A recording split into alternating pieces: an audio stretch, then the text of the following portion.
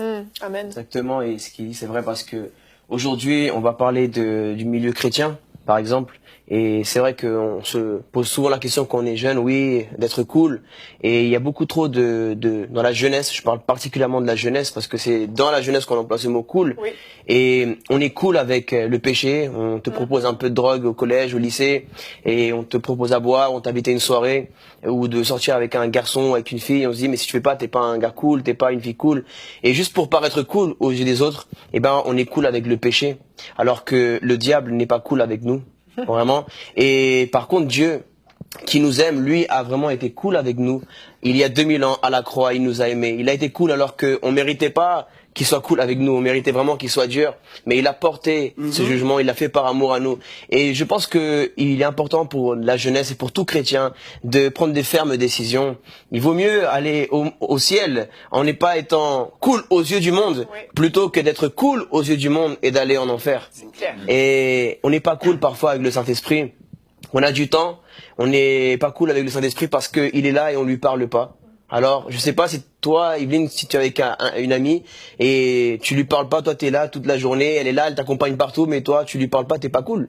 Et c'est exactement ce qu'on fait avec le Saint-Esprit de Dieu.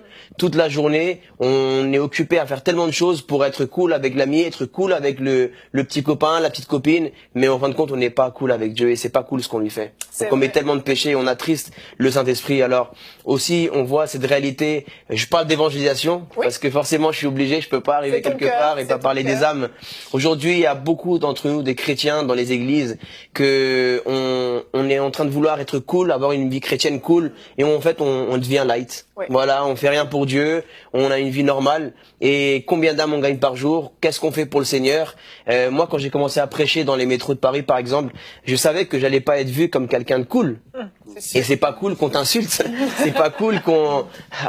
Par exemple, le verset d'être persécuté, mais Jésus n'a jamais dit que si vous me suivez, le monde sera cool avec vous.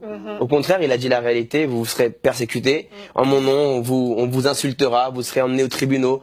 Et il faut prendre un choix. Alors, être chrétien, accepter de donner sa vie à Jésus, c'est accepter de ne pas être vu cool devant ce monde aujourd'hui. L'évangéliste, l'évangile de Jean, ou bien plutôt la première lettre de Jean, il dit « Celui qui aime le monde est ennemi de Dieu Oui. ». Donc nous devons prendre une décision ferme.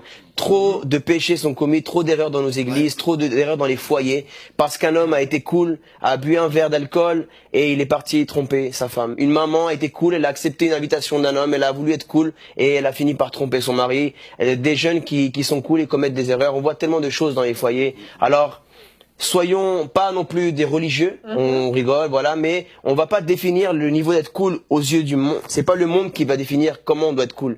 C'est nous qui devons, par le Saint-Esprit, par la connaissance de la parole et la sainteté, voilà, Amen. faire les choses bien. C'est vrai. À la gloire de Dieu.